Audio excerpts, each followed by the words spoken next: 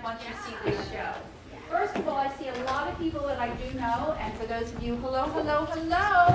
For those of you I do not know, my name is Sara Rogers, and I'm the instructor here for this class and many, many others. There's plenty of stuff outside that you can see. How many people have been to Art Serve before? Raise your hand. Okay, let me do it opposite. How many people have not been to Art Serve? So 1, 2, 3. Oh, that's good. So about, wow, a lot of you. This is first time here at Art Serve. This is a very unique space. We love it here. I've been here since 2017. There's an art gallery which is closed on Sundays, but the rest of the week there's a library here. You can come in and you can, if you happen to be in the area and you're waiting for somebody, there's a little room you can use your computer in. It's a very, very nice space. It's for the community. The city of Fort Lauderdale owns it, and I'm so very happy to be a part of this particular group. We are starting in just a few minutes. I know I heard the cast get on stage. I know they're probably really anxious. This group has been with us for wait, I did tell you who I am. Okay, I did tell you that, good. Okay, I just want to make sure. In the back here, we have a gentleman, and his name is Josh Horn. You see those 3 cameras over there? If you have an event that you want either streamed or you want taken while your guests are there, like a wedding or whatever it is that you're doing, he can do it. He does stage stuff for us, and he also does it for stage. He's very well known in the community, and his rates are very competitive. But there's 3 cameras set up. It's amazing what he can get. So I'd like to say thank you to him. And the lady with the photographer, her name is Judy King. Hi, Judy, thank you. She's been with us on and off in rehearsal and here tonight to take pictures, still photography for us, and we really appreciate everything they do. Tonight we have a little snafu. One of our students, it was good for him, but bad for us. He got a job. Well, that's what we study for, right? We study this business to get a job. So we got a job. So we're going to see Michael step up for a second. Michael took his place here for a scene, and he's going to have his paper in his hand. The rest of them are memorized. Thank you, Michael. The rest of them are memorized, and you'll see what they do. Now, they've only been here for 8 weeks. In 8 weeks, they have learned a monologue, and they have learned a scene. And this is memorized block. And some of them have been on the stage before, and others have not. So without further ado, I'm going to turn the lights off, and I'm going to start the show. They're going to start the show. Thank you so much for coming.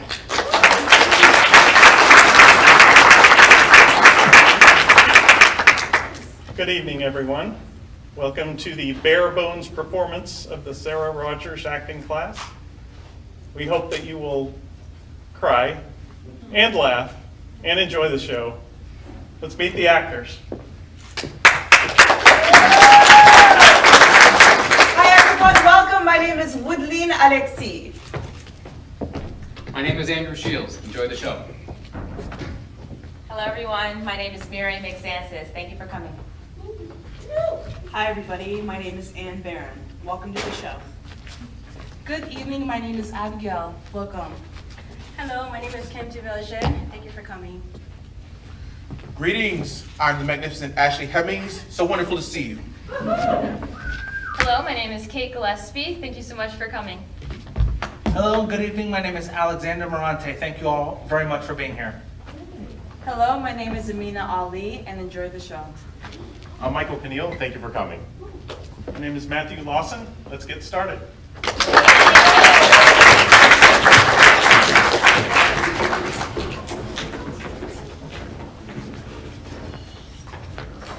Hello again everyone, my name is Miriam McSansis.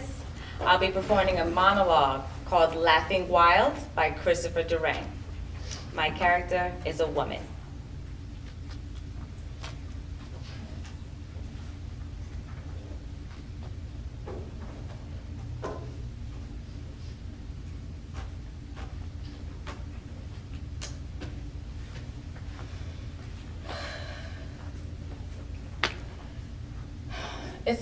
It's all a mess.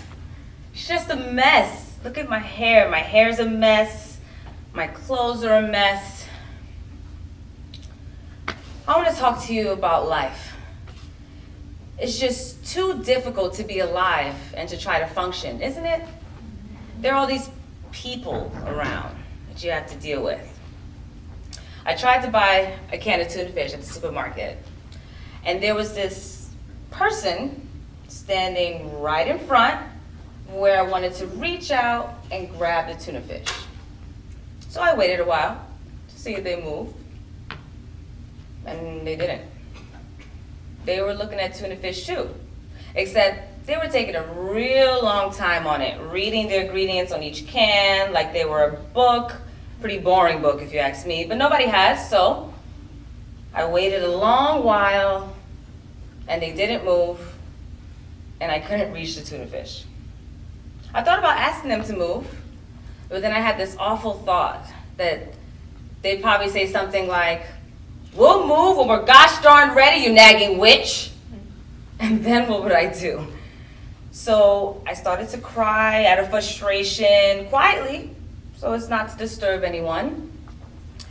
And this person still didn't grasp that I needed to reach the gosh darn tuna fish. People are so insensitive, I just hate them. So I reached up with my fist and brought it down real hard on his head, and he fell down and he looked at me all startled, and some random child nearby started to cry, and I was still crying. And so I couldn't possibly think of using tuna fish now. So I told that child to stop crying. I mean, they were drawing way too much attention to me. And I just ran out of the supermarket, and I thought, I'll grab a taxi to the Metropolitan Museum of Art. I need to be surrounded by culture right now, not tuna fish.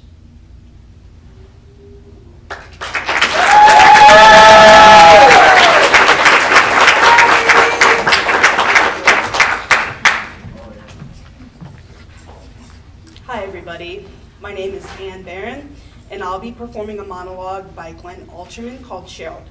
My character is Cheryl. It felt like a scene from a dream. Dream I'd had many times growing up in foster homes, living my life with strangers. It was like a memory, but of something that never actually happened. The storm had just stopped. I was standing by the window, looking out at the snow, breastfeeding the baby. It was quiet, still, just as I'd remembered. The door opened, and he walked in. I turned and smiled. He smiled back, came over, put his arm around us, me and the baby. Then he kissed her on the cheek gently. Perfect, just as I'd remembered. So we stood there, the both of us and the baby, looking out, watching the last of the snowfall. The three of us, that moment, just as I'd recalled. Those days when I lived in other people's homes, shared other people's lives, always dreaming, always wishing, just for this. It felt like a scene from a dream, but this time, it was real.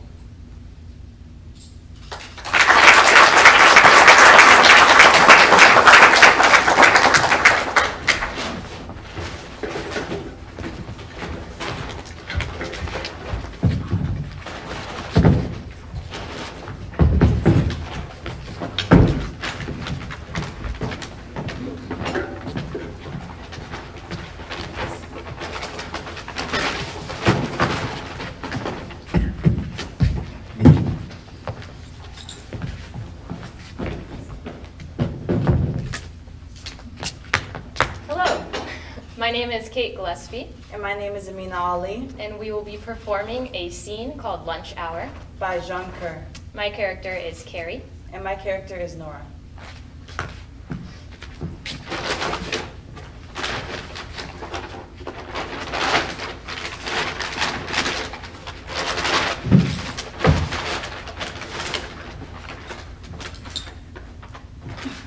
Oh, hello, Mrs. Deborah. Come right in. Here, let me take one of the... Well, you are the soul of hospitality. And who are you? And where's my husband? Oh, he's in the bedroom. In the bedroom. Oliver? Wait, Oliver? no, please.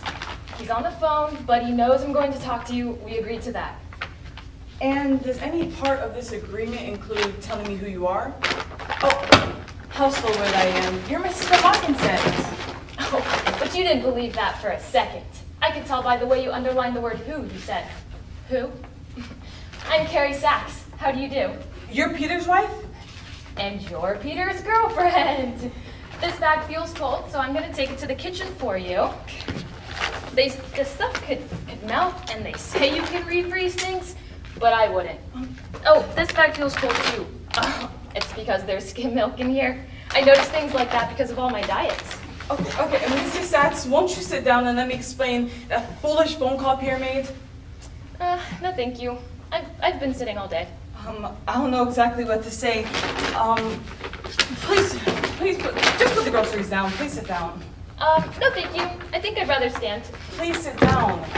No, I think I'd better... Just sit. Okay, look, you must believe me. That whole thing between Pierre and me is nothing. One day, my car broke down in front of the fish market, so I walked over to the cab stand. Naturally, there were no cabs. Oh, there are never. It's really a disgrace, the cab situation. Okay, so a car pulled up, and this man said, I'm not a taxi, I'm Peter Sachs, but if you're going anywhere down the Montauk, I'd be happy to drop you. So I got in the car. Oh, that dirty car.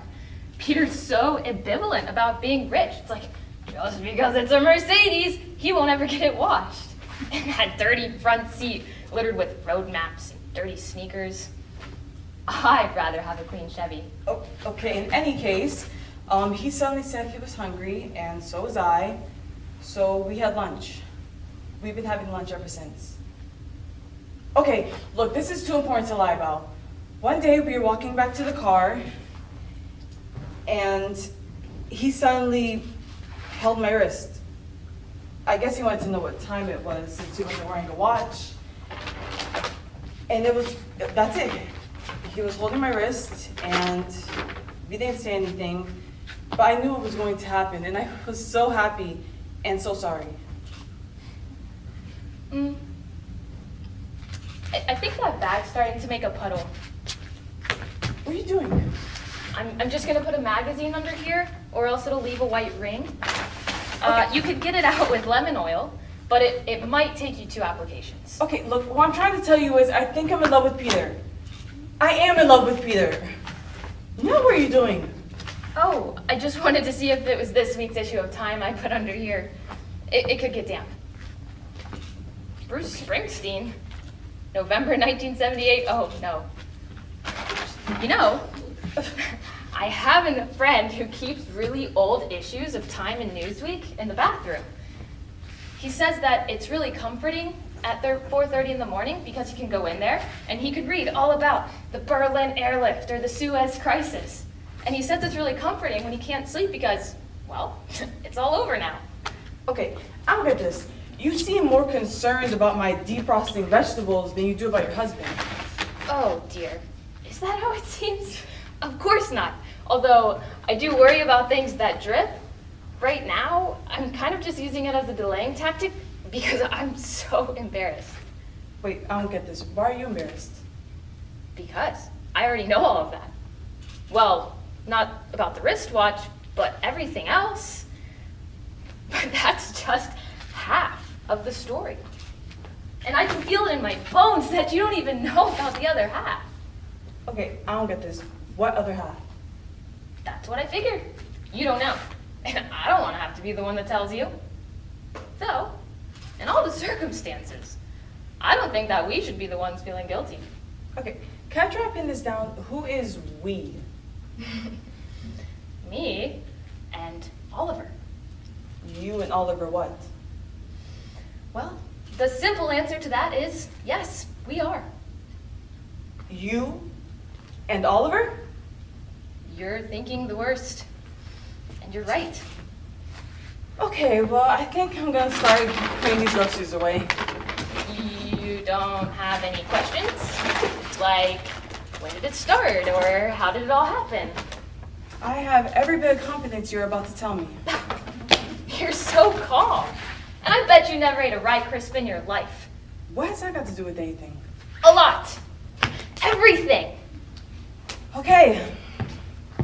Where did you two meet? In his office. I was a patient. Really? Now, why did I get the definite impression when I phoned Oliver that he had never laid eyes on you before? Oh, I did hear what Oliver said. It's terrible how love makes you so deceitful. I was a patient, all right. I'll never forget how I suffered in his office, sitting under that weird painting of Saint Sebastian. All right, you were a patient. Of course, it started out on a completely professional and impersonal basis. You mean to tell me he didn't hurl you to the carpet during your first appointment?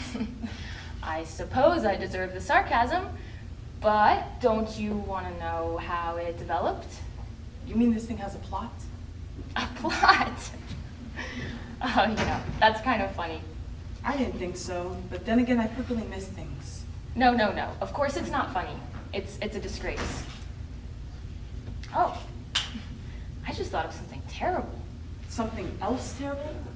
Do you think that's why Peter doesn't wear a wristwatch? So he can pick up girls? Okay, I don't think I really qualify as a girl, and I hardly qualify as a pick-me-up either. Peter doesn't wear a watch because he's a very relaxed person. He doesn't want to know every 5 minutes, what time is it? Oliver, on the other hand, always wears his watch. Always? Well, except when he's going to bed, otherwise he...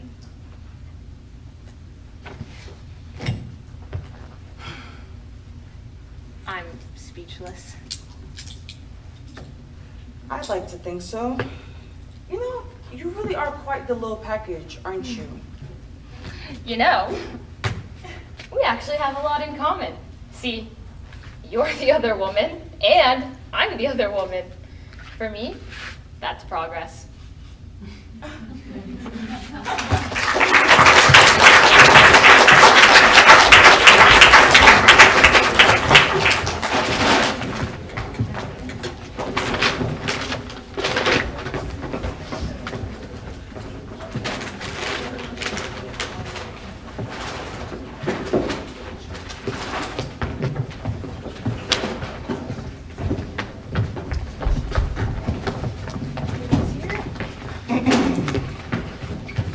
Well, good evening, everyone.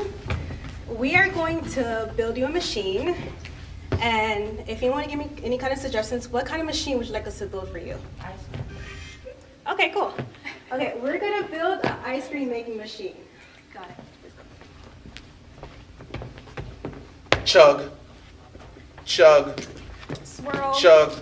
Swirl. Chug. Swirl. Chug. Chug. Chug. Chocolate. Chug. Chocolate. Chug. Chocolate. Chug. Chocolate.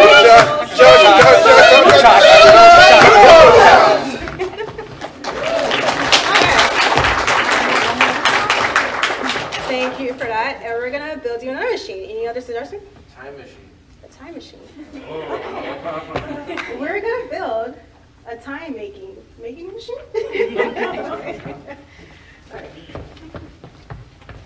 Time. Time. Tick. Time. Blink. Time. Blink. Tick. Blink. Time. Blink. Time. Jurassic Park. Blink. Time. Jurassic Park. Time. Blink. Jurassic Time. Park. Blink. Time. Blink.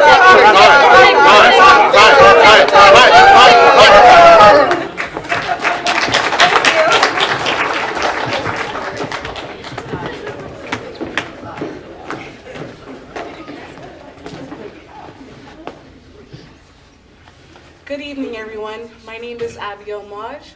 I'll be performing Crazy Glue by Joseph Arnon.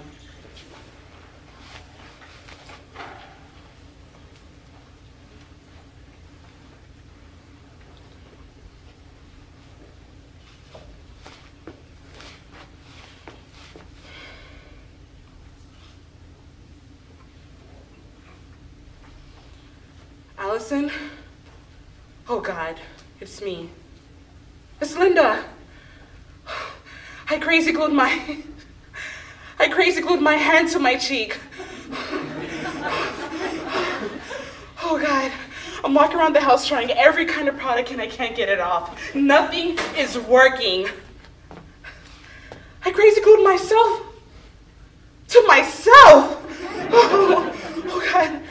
Yeah, I was fixing the chair that my Aunt Fran sat in. You know, the one that she broke with her fat ass. Yeah, the wooden one. My grandmother gave me that chair, so I decided to fix it. The wood glue didn't seem to be working, so I crazy glued it. I was lying down underneath the chair, gluing the entire bottom half of the seat, when I noticed cracks, small cracks, and I figured, why not just glue the whole bottom so that it'll be stronger and last longer?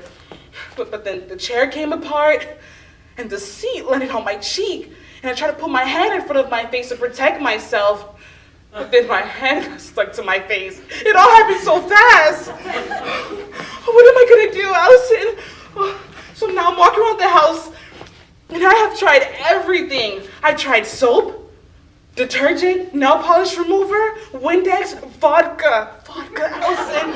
Oh, did I say toilet bowl cleaner, pine salt, and Pledge. God knows what else. Every time I try to pull my hand off my face, it hurts way too much. Like the skin wants to come off. Oh, my eye is burning and it keeps tearing, and I may go blind now since I'm beginning to see blurry. Allison, hello? Allison, are you there? Allison! You bitch, you're laughing? You're laughing right now. You're laughing. My hand is stuck to my face and I'm going blind and you're laughing. Wow. Oh, okay. All right, okay, I guess. I know this is actually kind of funny, but I want to laugh later, not now. Right now, I need to get my hand off my face. I'm afraid I'm gonna have a permanent hand imprint on my face, like I've been bitch slapped all my life. Oh my God. Allison, I'm gonna see Jonathan later. I'm afraid to go. I can't go out in public like this. I'm afraid I'm so afraid right now. I'm too embarrassed to call up a hardware store and ask someone for help. Allison, can you call for me? Or maybe come over? Allison, please, I'm losing blood circulation in my arms. Allison, oh, will you come? Yeah? Oh, thank heavens, Allison. Oh, please hurry. I'm feeling a bit faint.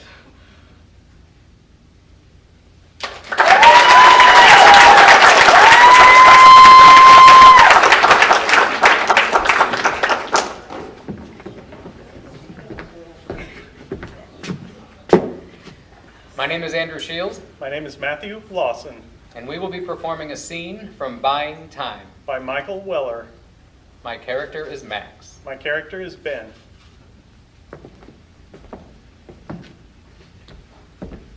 Is the t-shirt a fashion statement? Whoops. Kind of a serioso speech, Lasker, not our typical Mary Max. Middle age. What can I tell you? I had a ponytail when we started here, remember? We did it, Max. Oh man, I've had highs before, but the governor of the state, we did it. We saved the firm. We saved what? Pro bono, Rule 7. Dream on, Mr. T. Oh, come on, man. The corporate guys were bean counting our timesheets up the wazoo on this one.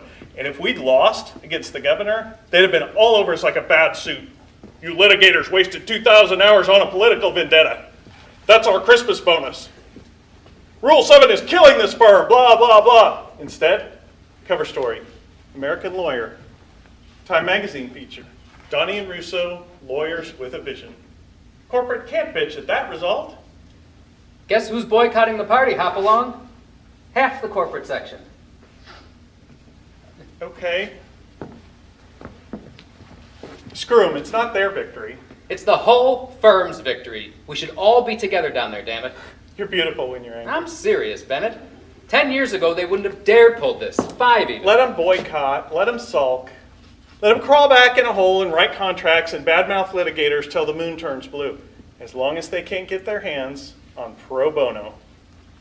To our holy of holies, bylaw 7, the public good. Pro bono publicum. I came to Mesa to get laid. That's it. Did I ever tell you? True story. Not a word of it to Maya because we were already engaged at the time. I had this interview in Frisco, and Maya calls, my girlfriend calls and says, "Hey, Maxie, drive out to Mesa on your way out west to the interview, and we'll get it on." Get it on. God, I love colonial English. Yeah, well, we're in bed getting biological, and she starts talking about this firm of hers where she's a summer associate. D&R, some little weird-ass firm that pays you for pro bono, up to 20% of the billable hours, and it's in the effing bylaws. And I'm going, this chick is stoned. What's she talking about? Legal aid or something? She's taking my hand, putting it places, and I'm going, what the heck is going on? This is legal aid or something. It's not really that. It's more like, oh man, who are these people? Is it up to 20% of the billable hours and that's it? Who pays for these free hours? And she's going, harder, Max, faster. But I'm really interested now, like, how does this work? The rainmakers pay for the freebies? And they're okay with this? Yeah, I know. So anyway, I'm going, hey, I'm going nuts trying to figure this out. Anyway, she says, she says, "Hey, Maxie, you know what? Go down, check it out, and get back to me and tell me how it is." And I said, "Oh my God, this place is legal paradise." I looked at it, I applied on the spot. Question. Did you satisfy the lady that night? Answer. Does the Pope wear condoms? Next question. Why this story? These new guys, they're different. Social action means nothing to them. Pro bono is some legal, quaint curiosity, a relic from the golden age of law.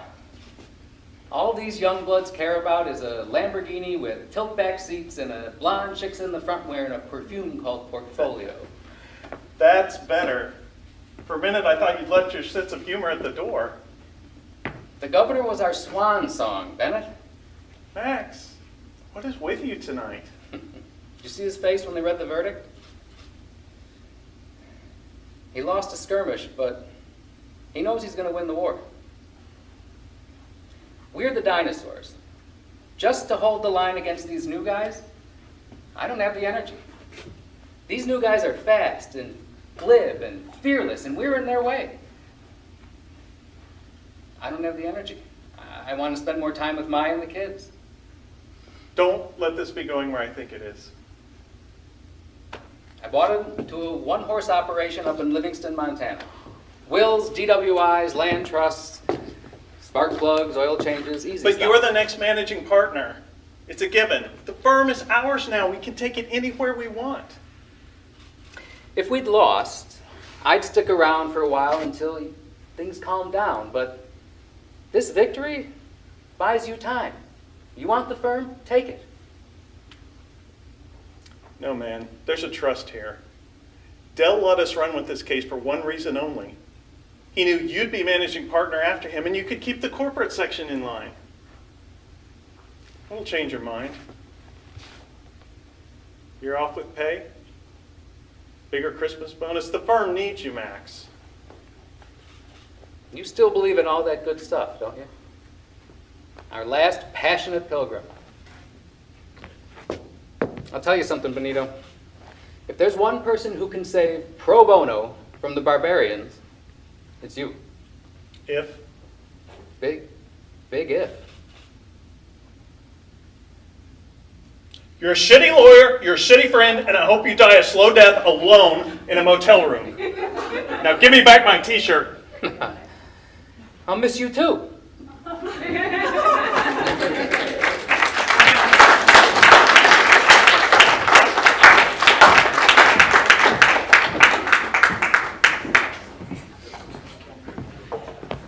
Hello again, my name is Amina Ali, and I'm going to be performing a monologue called The Owl and the Pussycat by Bill Manhoff. And my character is Felipe.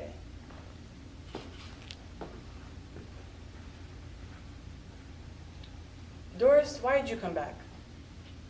You don't want to be with someone like me. Who'll try to change you and then say rotten things to you because she can't change you. If you don't care about that, you're disgusting. Do you know that? Well, that's what you came back for. Don't you know you came back for that? Of course you did. Why else but to be insulted? Sweet, wonderful woman, she calls me. Have you forgotten the things we said to each other? Didn't any of it register on your 39-cent plastic made in Japan brain? Don't you know you're a criminal and an animal? How can I be nice to you? And I do care for you. Nature finds your level for you. I'm just shocked to see my level. Doesn't your instinct tell you I'm your equal? The mate for you? Of course it tells you that. Nothings can only be loved by other nothings. It's axiomatic. Maybe I'll love you the way I would a pet. There's a thought. Is that what you want to be? My pet? Okay. Sounds good. Well, you could be my pet whore. How about that? Would you sleep in a box in the corner? Would you wear a collar? Would you run around the neighborhood nights? Yes, you probably would.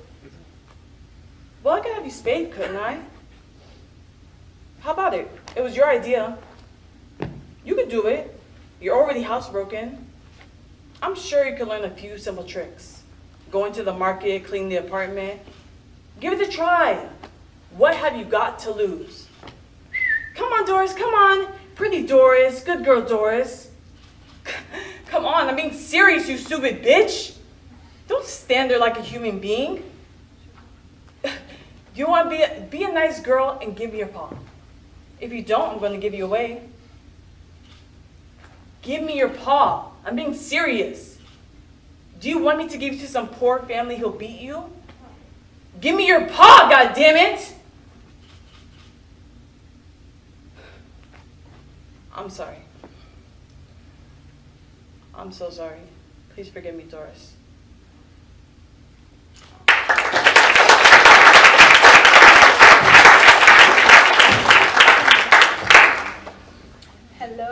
Hello. Hi, my name is Kim Devojet. I'll be performing a monologue from same time next year by Bernard Slade, and my character name is Doris.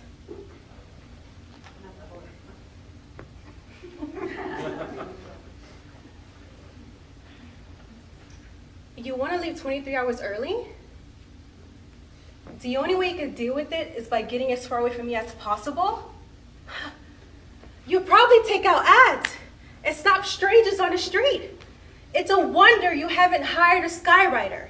I'm amazed you haven't had your shorts monogrammed with a Scarlet 8 as a conversation starter. You think that by talking about it, by wringing your hands and beating your breast, it'll somehow excuse you of what you're doing? So you wander around like an open nerve saying, I'm cheating, but look how guilty I feel, so I must really be a nice guy. Do you know what it makes you? A horse's ass. There's not going to be a next year, George. I don't see any point in going on. The way I think about us seems to be completely different from how you think about us. That's why I think we should stop seeing each other. What's the point in going on if we're going to come to each other burdened down with guilt and remorse? What joy is there in that? You're supposed to have a commitment here, but with you, it's all nice and tidy, huh? Just two friendly sexual partners who meet once a year, touch, and let go. George, during the past year, I picked up the phone and I started to call you 5 times. I couldn't seem to stop thinking about you. You kept slopping over into my real life, more to the point I felt guilty. So I decided to stop seeing you. I wasn't going to show up at all, but I thought I'd at least owe you an explanation, so I came. But when you walked through the door, I knew I couldn't do it, that despite the price, it was all worth it. I think you should leave, George. Or we touch. We hold on very tight until tomorrow.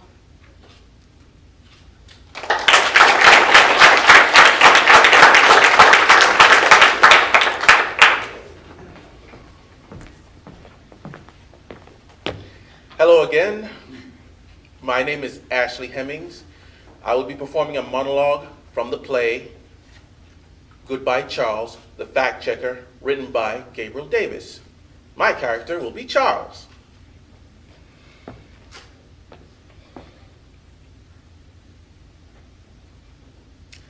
I'm not the kind of guy that spends hundreds on a last-minute flight back to New York tears across town, then runs up 6 flights of stairs and knocks on my best friend's girlfriend's door in order to run off and elope with her based on one crazy, thoughtless, inexplicably romantic night. So, what am I doing here, Audrey? I'm not passionate. I'm a fact checker, for Christ's sake. And the fact of me being here doesn't check out. It's nuts. Soulmates. I don't believe in them.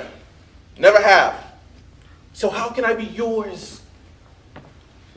The fact is, you hardly know me, and I hardly know you. Now your boyfriend, I've known since kindergarten. Am I really willing to throw all those years of friendship away based on what? Some feeling? Some intense, aching, gnawing feeling that's telling me that I must be with you or I'll die a slow and horrible death while my heart slowly breaks into 1,000 pieces? No! I mean, this is the kind of thing that only happens in the movies. And we're not in the movies. We're on McDougal Street, 2 blocks south of Bleeckers. That's where we are. That is an indisputable geographical fact. A cold, rational, clear, solid fact. And all the facts are saying we shouldn't be doing this. All the facts point out I shouldn't be here. Because the fact is, you are in a relationship. Because the fact is, we just met yesterday. Because the fact is, I'm not the kind of guy who falls in love. Now that is a cold, hard fact. And facts are supposed to be true. But you see, the problem is, despite all the facts to the contrary, there's still something that doesn't quite check out. Because despite all the facts I can muster, I'm in love with you. And it defies all reason, all logic, all morality, all sense. But I am. I'm in love with you. And I don't want to, but I can't help it. I'm yours, Audrey. Completely, totally, utterly, hopelessly yours.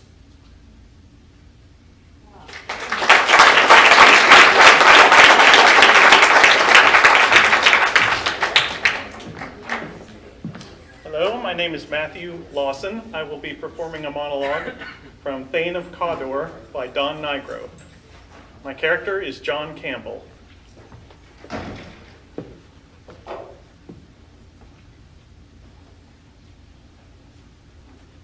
Listen to me. These matters are not things which either you or I could have changed. Neither one of us made this. These are brutal times in a brutal place. Most die young. Those who survive live in poverty, and fear, and ignorance. This castle, this drafty old monstrosity is what protects you from all that. As Inverary protected you, as my father protected you, as I protect you. It is true I am capable of violence. I must be so to survive in this time and place. And if I were not so, trust me, you would be murdered before the end of the week by some sadistic lunatic or other. I'm violent when I must be, but I have never been violent towards you, nor would I ever be. And however you came to be here, Muriel, the truth is, you are loved now by me in this place, in this time, you are very deeply loved. And if in your stubborn rage you allow yourself to deny the simple truth of that, then you throw away a very precious thing. You've once more lost one who cherishes you.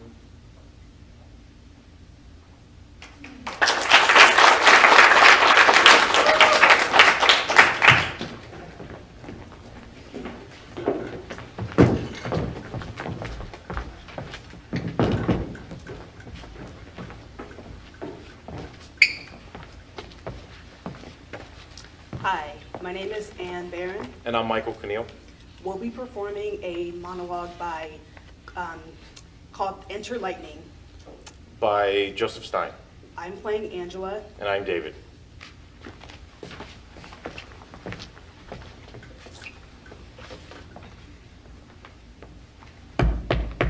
Entree. Hello. Oh, I'm sorry. How did you like the play, Don? Miss Marlowe, I thought it was great. The acting was great, you were great, your father was great, all of it was great. You can turn around. I'm sure this isn't the first time you've been in the girl wear rooms dressing Nespa. No, ma'am. I thought not. I have a kid sister. What you like, where you're from, where you live, everything. Go. Well, I was born in the Bronx, and I live there still with my mom and dad. They want me to be a druggist, but... But you don't want to be a druggist. Will you hand me that stocking? Yes. You want to be an actor. Why do you want to be an actor? I want to be an actor because it's what everyone it's everyone watching you. You know, nobody watches a druggist, but an actor, everyone sees you and everyone wants to be that, but no one wants to be a druggist. Are you in love? You mean right now? Yes. You mean with you? No, of course not. Unless you are. Are you? Well, I don't know. I mean, how can I tell? But I think you're very glamorous. I think you're very beautiful. Good. Have you had a chance to study your lines? A little. Your father told me I'm going to need a tuxedo by tomorrow. You could get a secondhand one for about $50. $50? Well now, can I help you in any way? What do you mean? With your part. Oh, the play. I know a little bit so far, but just the front part, the part where the man enters laughing. Oh, we'll try and get it all by tomorrow. You just have 2 scenes, that one and the love scene with me. It shouldn't be too difficult. No, ma'am. Besides, the second scene has very little dialogue. I know. It's mainly kissing. That shouldn't be too difficult. Oh, no. I'm a very good kisser. I'm sure you are. I imagine you have a good many girlfriends. I'd say so. Do you want to rehearse? If you like. Do you want to rehearse that kissing part? Well, you are quite mature, and I was just thinking, what a shy young thing you are. Gee, Angela, I think you're a wonderful actress and the most exciting person I've ever met. Well, merci beaucoup. For that, you may kiss me. On the cheek? Oui. You smell so good, Angela. I've never smelled anyone that has smelled like you before. Perfume and kisses, the language of love. You said it. Though there's only one real way to express love. I know. Everything else is superficial, shallow. You said it. Poetry? What? The language of the stars. You mean poems? Like Rudyard Kipling? If I were queen of pleasure and you were king of pain, we'd hunt down love together, pluck out his flying feathers, and teach his feet a measure, and find his mouth a rein. If I were queen of pleasure and you were king of pain. You can say that again. You do feel it, don't you? I certainly do. But that's not the only way to show love. That's right. I know what you're thinking. Something more turbulent, more violent, more exciting. That's right. That's exactly what I was thinking.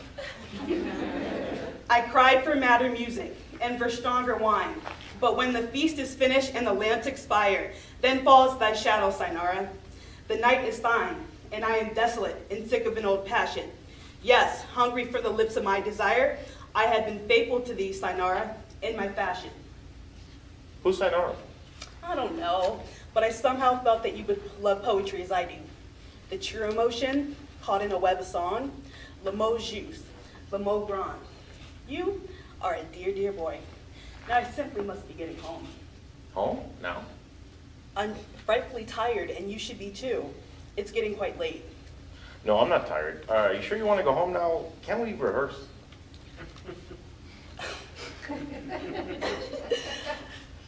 I'll see you tomorrow. Till then, bonsoir. Good night. Good night. Parting is such sweet sorrow.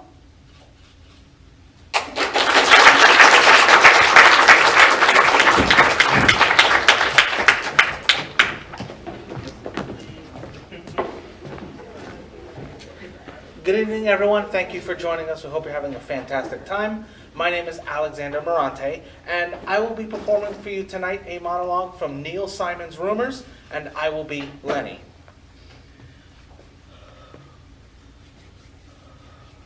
At exactly 6 o'clock tonight, I came home from work. My wife, Myra, was in her room getting dressed for the party. I grabbed a bottle of champagne from the refrigerator and headed upstairs. Rosita, the Spanish cook, was in the kitchen with Romero, her Spanish son. They were cooking an Italian dinner. I knocked on Myra's door. She opens it. I hand her the glass of champagne. We kiss, we drink, we toast. We kiss, we drink, we toast again. By 7 o'clock, the bottle is empty. My wife is sloshed and I'm completely toasted. Suddenly, we hear a knock on the door, and a strange-looking man comes down on us with a knife in his hand. Myra screams, "Woo!" I jump up and run for the pistol in my drawer. I run back into the room with the pistol ready to save my wife's life. The strange-looking man looks at us and says, "Yo quito se hablo enchilada porque son quinto minuto." But I don't speak Spanish, and I had never seen Rosita's son Romero before, and I didn't know the knife was to cut up the salad, so I aimed my gun at him. Well, Myra screamed, pulls back my arm, the gun goes off and shoots me right in the earlobe. Well, Romero runs downstairs to tell Rosita, "Mama! Mama! El hombre que loco que me..." So, Romero and Rosita leave in a huff. My earlobe is bleeding all over Myra's new dress. Suddenly, a car pulls up. Myra grabs her bathrobe, runs downstairs to the basement where we keep all of her ball dresses. Well, she can't find the light, trips downstairs, and passes out. I walk downstairs looking for Myra. I see the basement door open and afraid that the strange-looking man's going to come back, so I lock the door, not realizing Myra's still down there. So I walk back upstairs to take some aspirin, but the blood on my fingertips gets into my eyes, and I end up taking 4 Valium instead. Oh, suddenly I can hear voices downstairs. Oh, it's the first guests. I want to tell them to what happened to look for Myra, but suddenly I can't talk because of the Valium. So I write him a note. But the note looks like gibberish, and I'm afraid they'll think it was a suicide note. So I ripped it up, flushed it down the toilet, and passed down on the bed. And that's the whole goddamn truth of it all. If my name isn't Charlie Brock.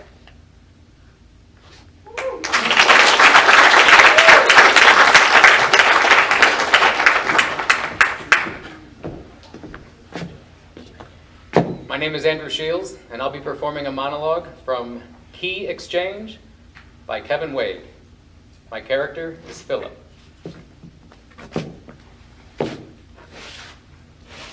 So, great.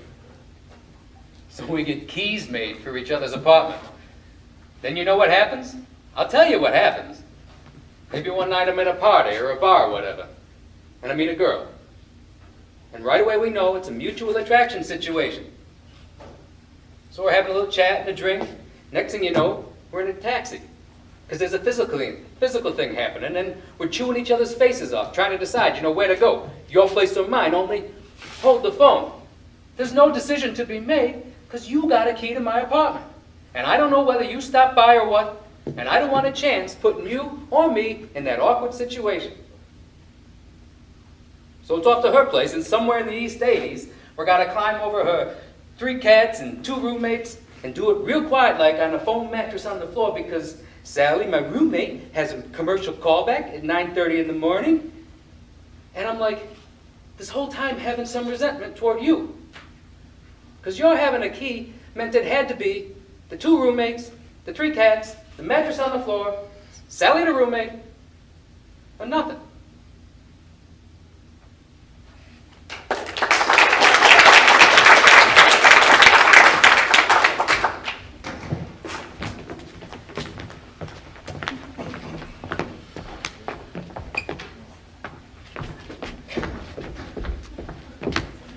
Hello again, I'm Michael Conneal, and now we're going to be doing talking hands. I'm going to need 2 topics from the audience, so the first 2 words, can I get volunteer, any word, any?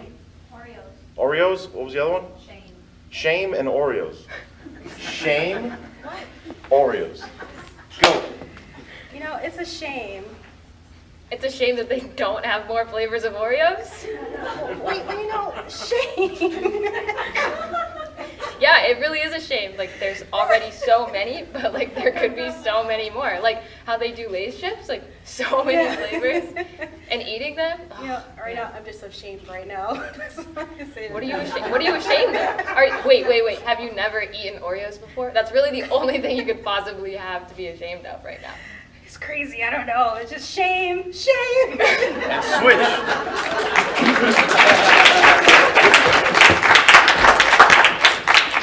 Okay, can I get 2 more topics? Belt. Belt? And 1 more. What was that? Snowman. Snowman and belt. Snowman, belt. Go. I love snowman. I love building snowman, you know. Building up the snow, it's all fun. And Well, how about we put a belt on that? Yeah, the snowman wearing a belt, that would be awesome. We'll do that. And we could put like Like, carrots in a on the minute, belt, on the snowman. We're going to put a belt on my belt on the snowman. Sure, yeah. We're going to do it right now. Yeah, let's do that thing. You know, they put that belt, can't get my and if the snow kids get hands to uppity, work. the snowman can take off the belt and beat the snow kids with the belt. You know, that teach them some discipline. I agree with you. Snow discipline, yeah. And scene.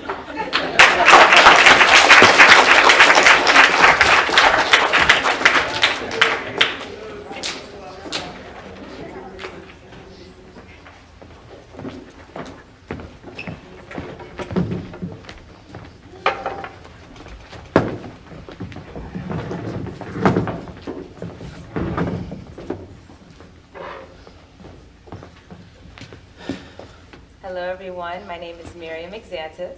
My name is Alexander Morante We're performing a scene from A Hat Full of Rain.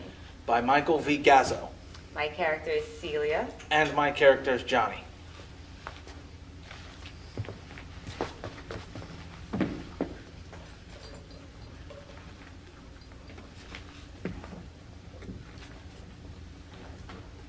Hello.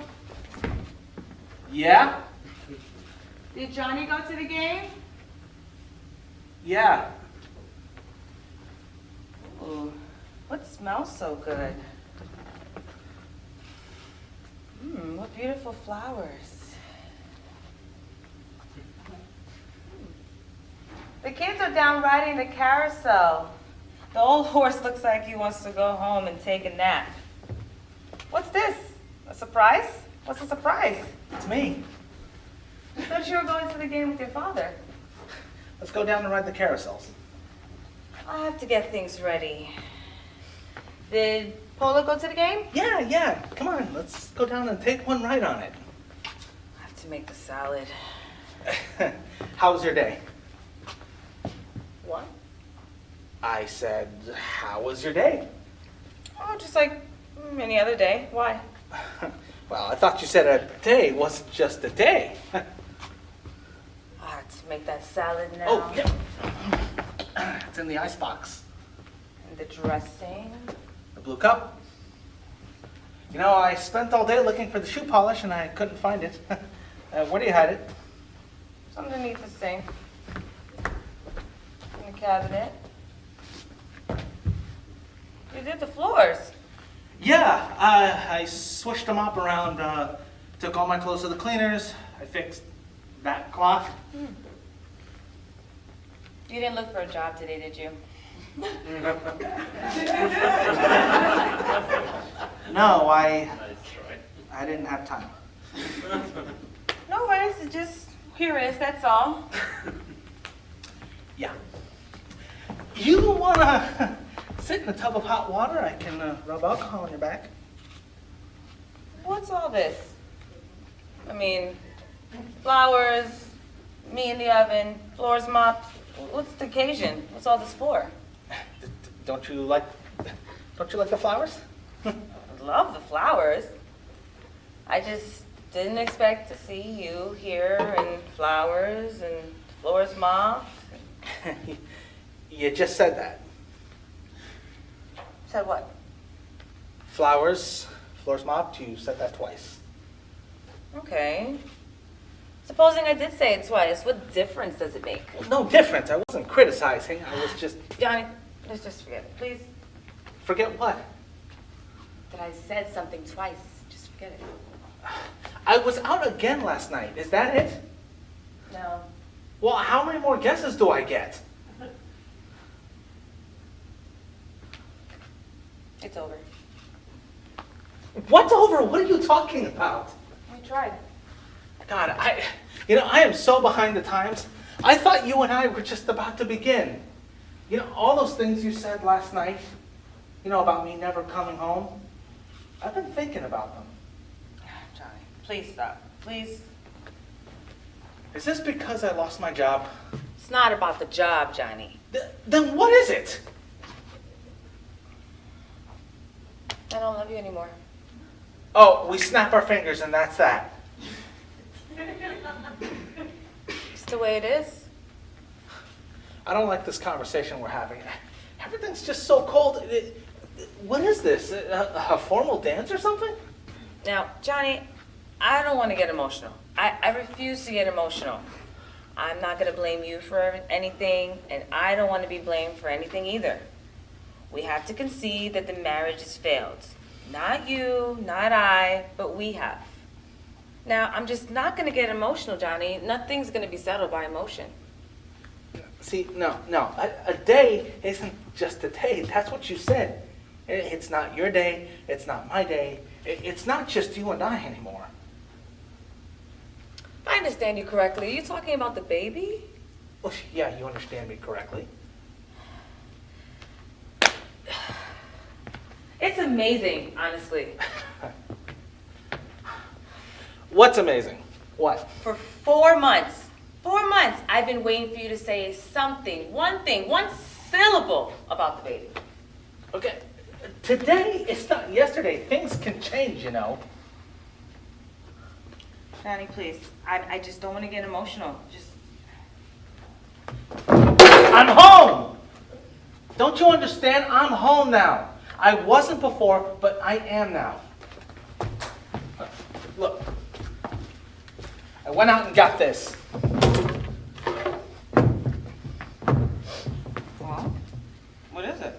Well, you said it was going to be a girl, didn't you? Huh? 5 dresses. 1 for each day of the week. That's another thing I did today. Where'd you get the money? We don't need electric orange juice squeezers. I can squeeze oranges with my hands. Well, thanks, Johnny. No! Now it's my turn to cry, and it's my turn to beg, all right? You looked at me, and I closed my eyes, okay? I reached my hand out, and you reached your hand out. I turned my back. You're not listening to me. Listen to me. Please, listen to me. I'm listening. All right. Look, you don't love me anymore. There was something in me worthwhile loving. What was the reason? You must have loved me for some reason, Celia. Celia. I haven't even used your name. I say honey, I say baby, but I've never said Celia. Well, now I'm saying Celia, I love you. Johnny, please stop. Look, I know I've been blind, deaf, and dumb, but please don't do to me what I did to you, please. Look, I changed. Something's happened. I can't explain what it is. It's hard to explain. Look, Celia, you don't have to love me anymore. Okay, not for a long time. You just don't even have to bother. Ooh. Let me have your hand. Do you feel that?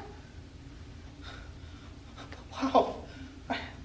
I feel it. I felt it move. Mm-hmm. I swear I felt it move. Mm-hmm. Let me feel it again. What happened? I don't feel it move. Nothing happened. Doesn't move all day long, just every once in a while. You'll let me know when you think it's going to move. I will. It's a real miracle, you know? Hold me, Johnny. You're gonna start seeing some changes. I've been like a kid waiting for you to come home. I kept looking at that clock. I don't have a handkerchief. You're not gonna leave me, are you? Please? Tell me you're not gonna leave me. No, Johnny. I'm gonna grab an apron.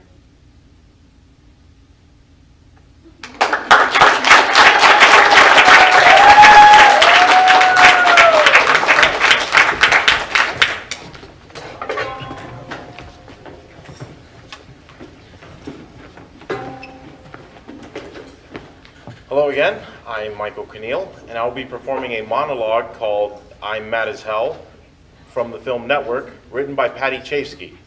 My character's name is Howard Beale.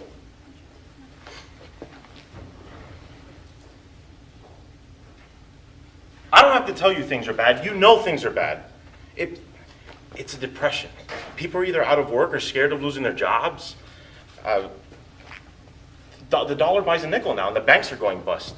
Shopkeepers keep guns under their counters because of the violence in the streets. And nobody anywhere seems to know what to do about it. There's no end to it. We know the air's unfit to breathe. We know the food's unfit to eat. We sit at home and some local newscaster on television tells us there's been 15 homicides, 63 violent crimes, as if it's the way it's supposed to be. We all know things are bad. But they're not just bad, right? They're crazy. It's like everything everywhere is going crazy all at once. So we don't even go out anymore. We just sit at home in our living rooms where it's safe, and we say, please, leave us alone. Let me have my microwave and my Netflix and my TV and my video games. I won't go out. Please, just leave us alone. I'm not going to leave you alone. I'm tired of it. I am tired of being a coward, and I want you to get mad. I want you to get mad.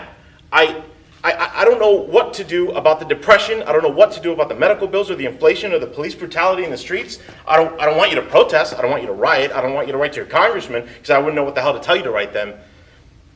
The first thing you have to do is just get mad. You have to say, I'm a human being, goddammit. My life has value. So I want you to get up. Stand up. Get up. Stand up straight. I want you to walk over to this window. I want you to open it. Stick your head out and yell, I'm mad as hell, and I'm not going to take it anymore.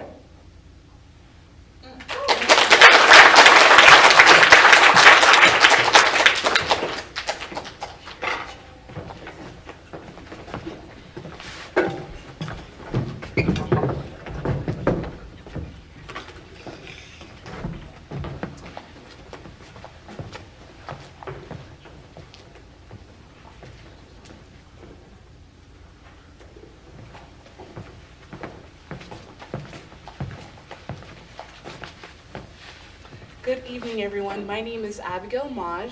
And I'm Michael Keneal. I will be performing Beyond Therapy. by Christopher Durang. My character name is Charlotte. And I'm Bruce.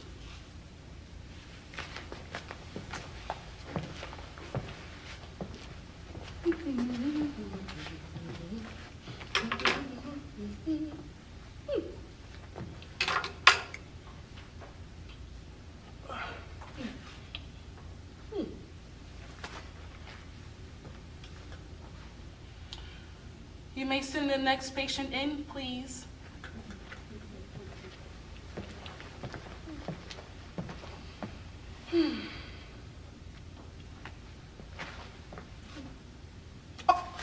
Hi. Should I just begin? Would you like to begin? Well, I threw a glass of water at someone at a restaurant. Did you? Yes. Well, did they get all wet? Yeah. Did I show you this drawing? I don't remember. They all look the same. It was drawn by an emotionally disturbed 3-year-old. His parents used to beat him every morning before breakfast. Orange juice, toast, Special K. Uh-huh. Well, do you see the point I'm making? Yeah, I do. Sort of. What point are you making? Well, the point is that when a purpose first comes to me, it is often immediately clear.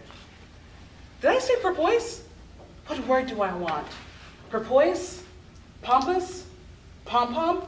Paparazzi? Polyester? Pollywog? Ollie oxen-free?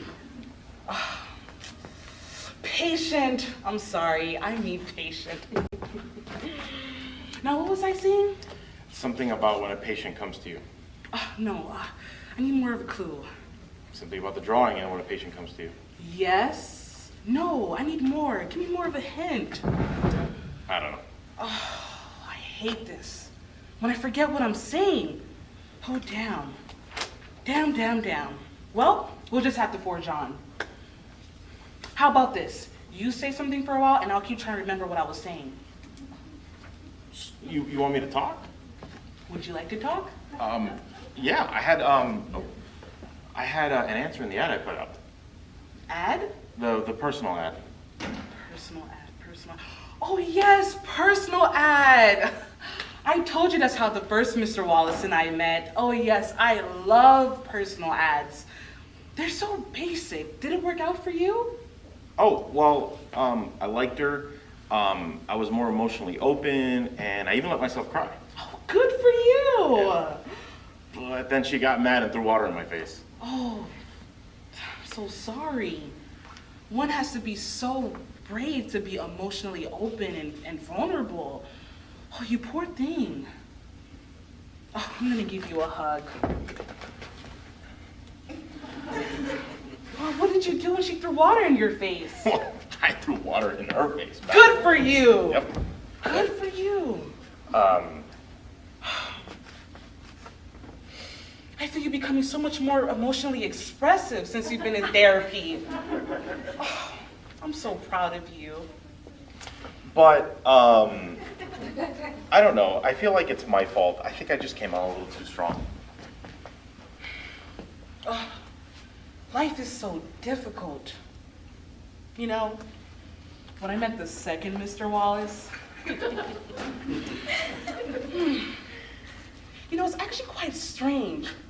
All of my husbands have had the same surname of Wallace. It's been a theme in my own analysis. Anyways, when I met the second Mr. Wallace, I got a filing cabinet caught in my throat.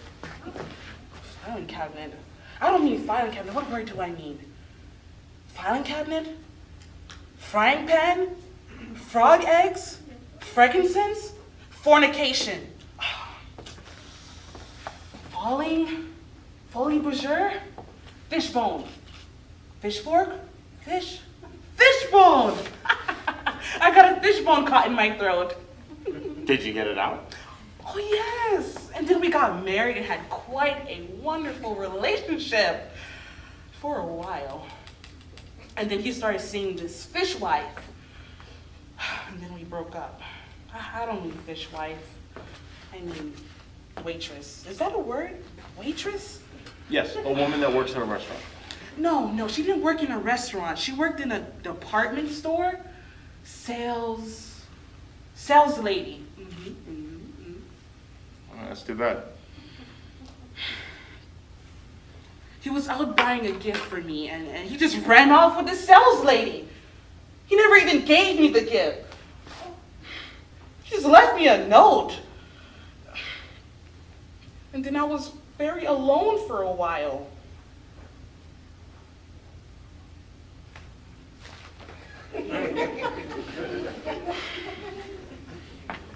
I'm fear I'm taking too much time from your session. I'll knock a few dollars off the bill. You should talk for a while. I'm feeling a bit tired anyway. I don't know, I'm afraid to put another ad out, seeing as how the last one went. Don't be afraid. Never be afraid. To risk. To risk. I told you about that doctor, didn't I? That doctor? Dr. Dysart? Dr. Dysart, with whom I greatly identify, thought that it was better to risk madness and to blind horses with a metal spike than to be dull and safe and conventional. Equus. Equus. Ruff, ruff, ruff. So you think I should put another ad on the paper? Yes, I do. But this time we need to find you someone exceptional, someone who can appreciate you for your uniqueness. In what ways am I unique? Oh, I don't know, the usual ways.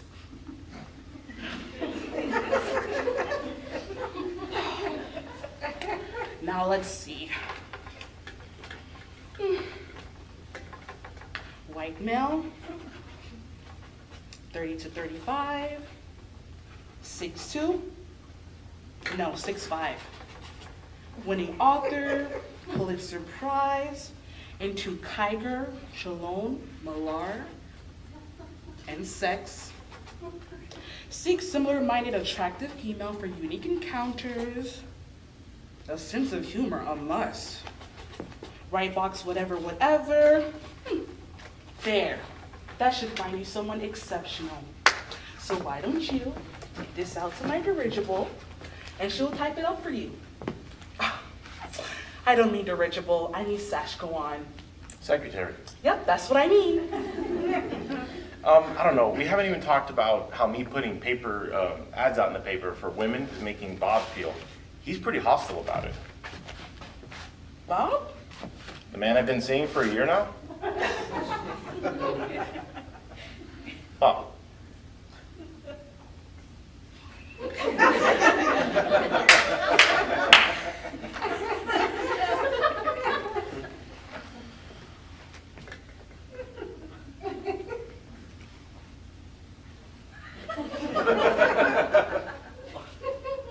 Bob. Oh dear! Oh, I'm so sorry. You're not Thomas Norton. No! I'm Bruce the Throat. Oh dear! I thought you were someone else this entire session. Oh my God. Oh, I got the papers mixed up. Well, I'm very sorry. But this is a good ad anyway. Yeah. I think. Anyways, well, this is a great ad, and I think it will do just fine. So why don't you take this out to my dirigible and come on back in, and we can talk about something else for a while. I know, I mean secretary. You know, I think I should get my blood sugar checked. Thank you, Dr. Wallace. Yes, see you next week. Wait, don't you want me to come back and finish my session? Oh, right. See you in a few minutes. What was I supposed to do again?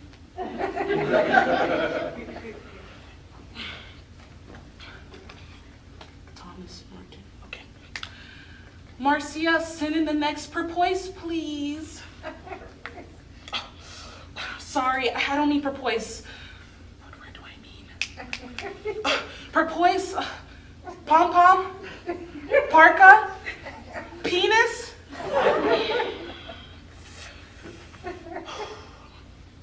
I'll just buzz back in when I can think of it.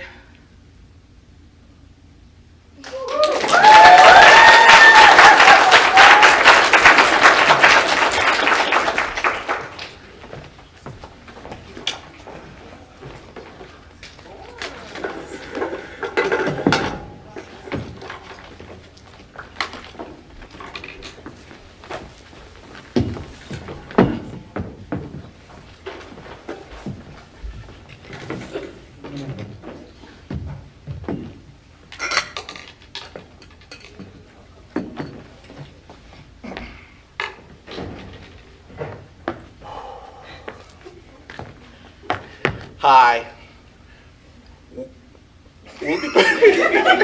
Hi, my name is Woodleen Alexi. And my name is Ashley Hebbings. We'll be performing a scene called The Collector, written by David Parker. I'll be the role Miranda, the character Miranda. And my character will be Clegg.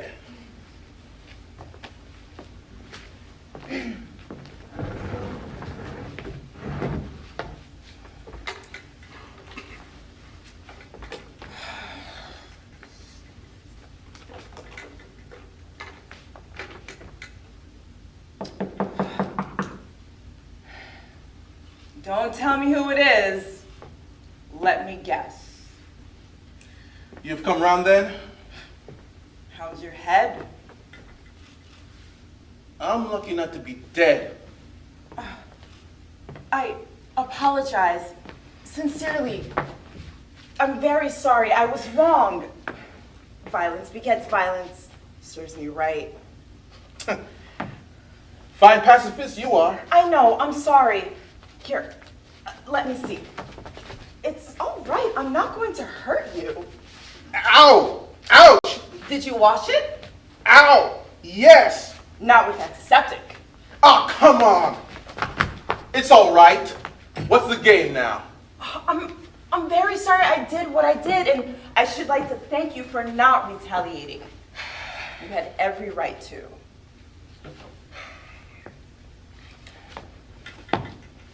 I accept your apologies. How's your head? Oh, just bruised. How long was I out for? I've been gone about an hour. Couldn't have been long then. What have you been doing? Having a bath? I thought so. You smell all talcum powdery.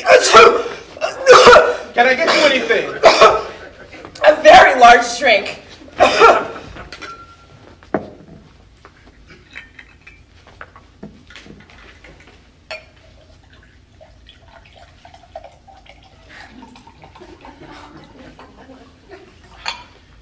Here you go. Cheers.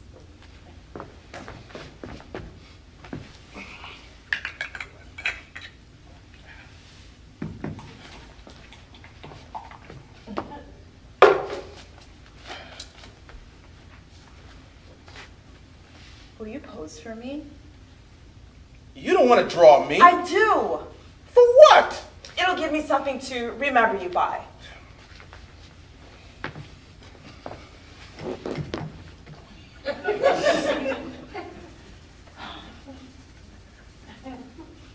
Ferdinand, Yes. I want you to help me. Carry on. I've got this friend, a girl, Oh, yes? who's got a man in love with her. Really now? He's so much in love, he's kidnapped her. What a coincidence. Isn't it? Whoa. She wants to be free again. This girl, she doesn't know what to do. What would you advise? Patience. What must happen before he'll release her? Anything might happen. All right, don't let's play games. Tell me what I must do to be set free. Marriage is no good. You can't trust me. Yet. If I went to bed with you, well, would you like to have me? I didn't think you were that sort. I'm just trying to find a price. Like a washing machine? God, no, just answer yes or no. Do you want me to go to bed with you? Not like we are now. Oh, what are we like now? I thought you were supposed to be the clever one. You feel I'm just looking for a way to escape. Whatever I did would be for that? Yes! If you felt it was done for some other reason, like just for fun. I can buy what you're talking about in London anytime I like. Then you haven't gotten me here because you find me sexually attractive. I find you very attractive. The most. Kiss me then. Oh, not like that! I don't want to. Why not? I might go too far. So might I.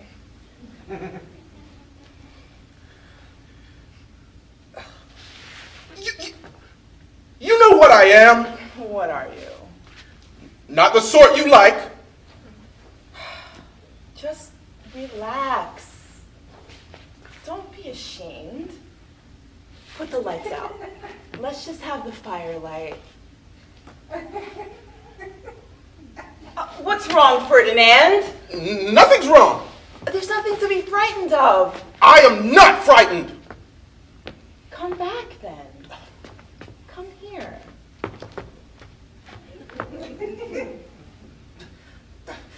No, please. I can't.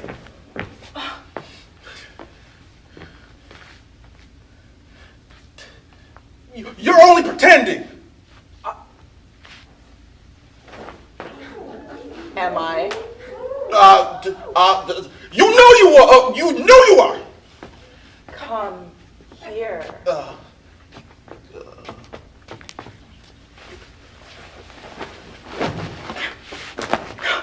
No, please.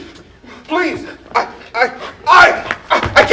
can't do it. You can't make love properly?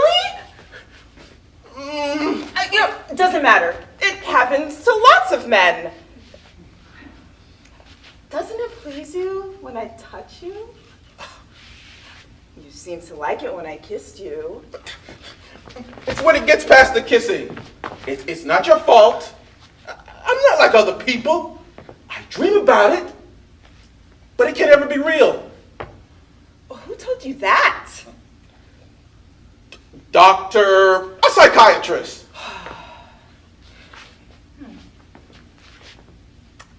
What sort of dreams did you have about me? All sorts. Sexy ones? You'd be asleep. Oh. I'd be holding you. Oh. With the wind and the rain outside, or something like that. Oh. Would you like to try that now? It wouldn't do any good. I wish you never started this. Why do you think I did it? Just to escape? No love. You must realize that I've sacrificed all my principles tonight because I want to help you. To show you that sex is just an ordinary activity. People jeer and titter and make it dirty, but it's not. Anything two people do in love isn't dirty. I did something for you out of a kind of love. I think you owe me something. What? At least to understand. Yes? Is that all? I don't feel like talking about it. You could have stopped me. You could have told me from the very beginning. I did. I tried. You must understand. It was a kind of love. It's fantastic. We're further apart than ever. You hated me before. Now I suppose you despise me as well. I pity you. I pity you for what you are and for not understanding.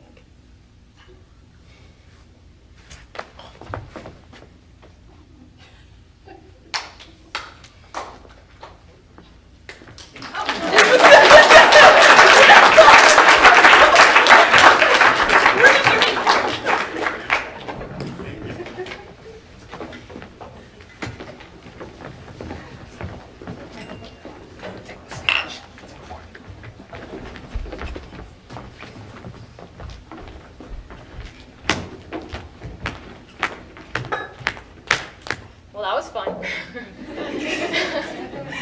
Hello, my name is Kate Gillespie. I will be performing a monologue called What You See Is What You Get by Lori Allen, and my character is Jasmine.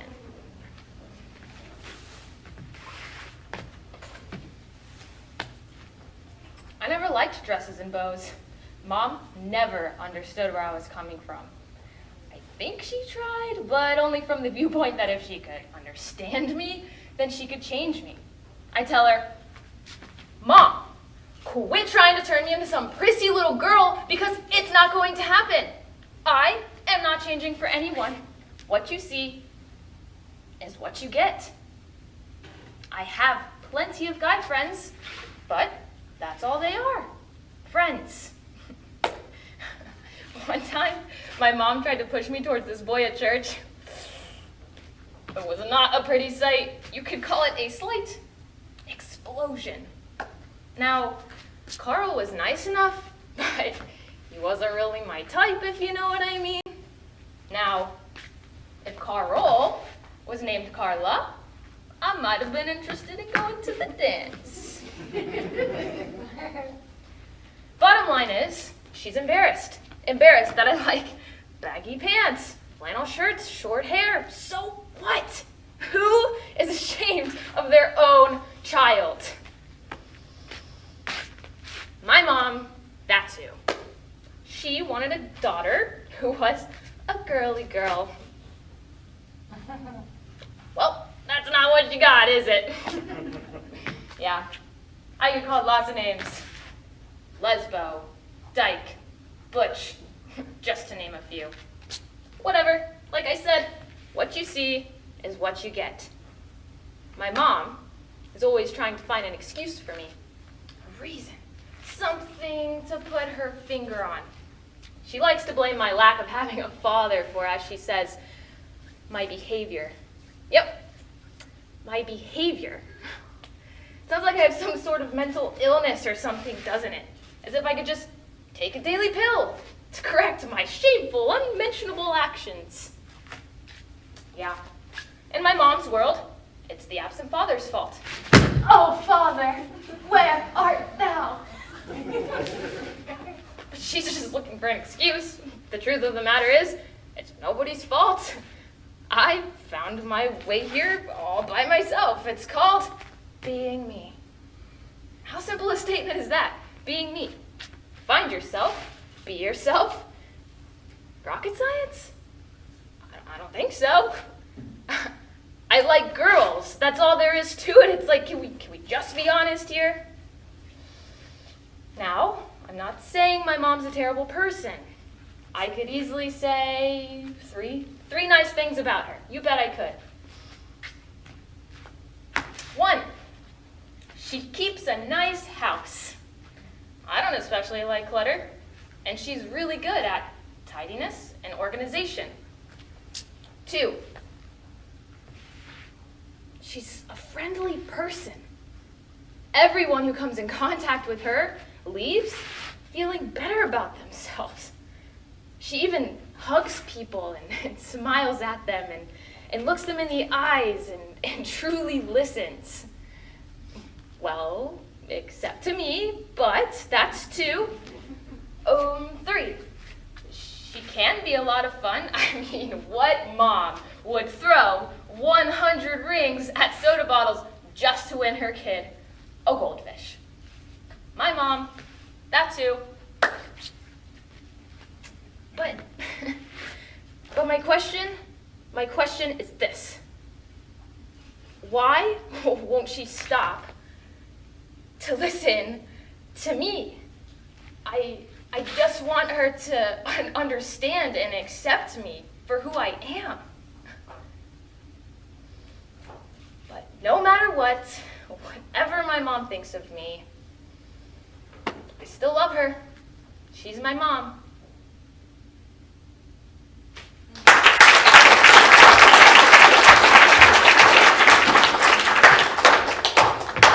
Hi again. My name is Woodline Alexi. I will be performing a monologue from the play A Comedy of Errors, written by William Shakespeare. Here we go.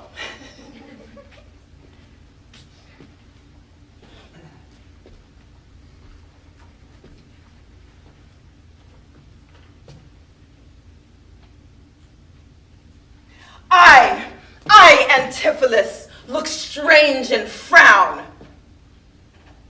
Some other mistress hath thy sweet aspects. I am not Adriana, nor thy wife. The time was once when thou, on urge, wouldst thou, that never words were music in thine ear, that never object pleasing in thine eye, that never touch well welcomed in thy hand, that never meat sweet savored in thy taste, unless I spoke, or thought, or seasoned, or carved to thee.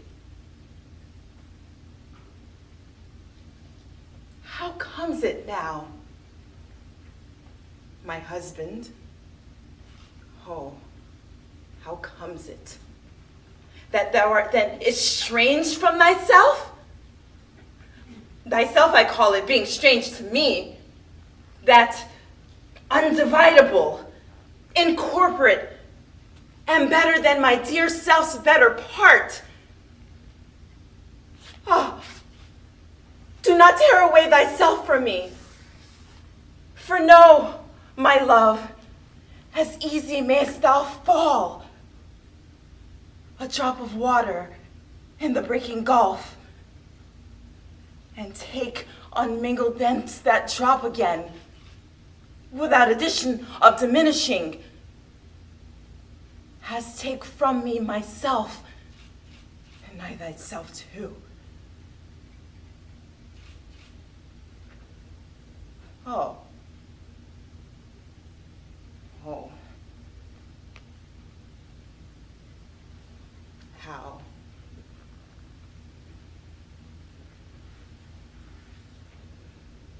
How would thee be pleased if thou knowest I were insensuous? How would it tempt thee to the quick, should thou but know I were licentious, and that this body consecrate to thee by ruffian lust should be contaminate? Wouldst thou not spit at me and spurn at me and hurl the name of husband in my face, and tear the stained skin off my harlot brow, and from my false hand cut the wedding ring and break it with a deep divorcing vow?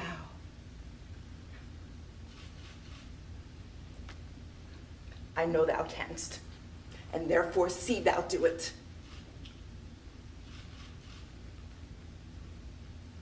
I am possessed with an adulterous blot. My blood is mingled with the crime of lust, for if we two be one, and thou playest false, I do digest the poison of thy flesh, being strumpeted by thy contagion.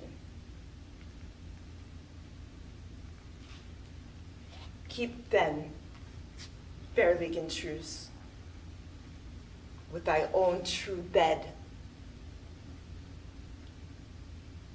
I live disdained, thou undishonored.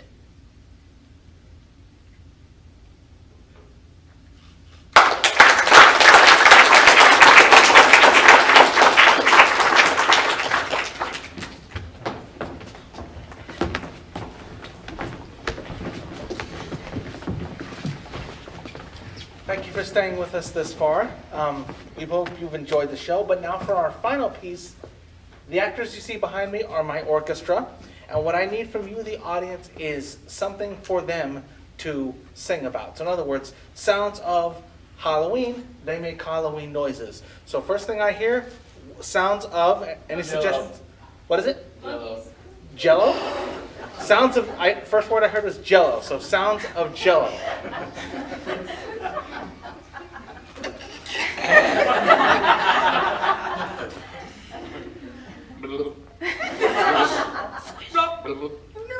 Jiggle, jiggle. Ting. Eat. Splat. Yum. Yum. Splat. Eat. Ting. Jiggle, jiggle. Yum. Jiggle, jiggle.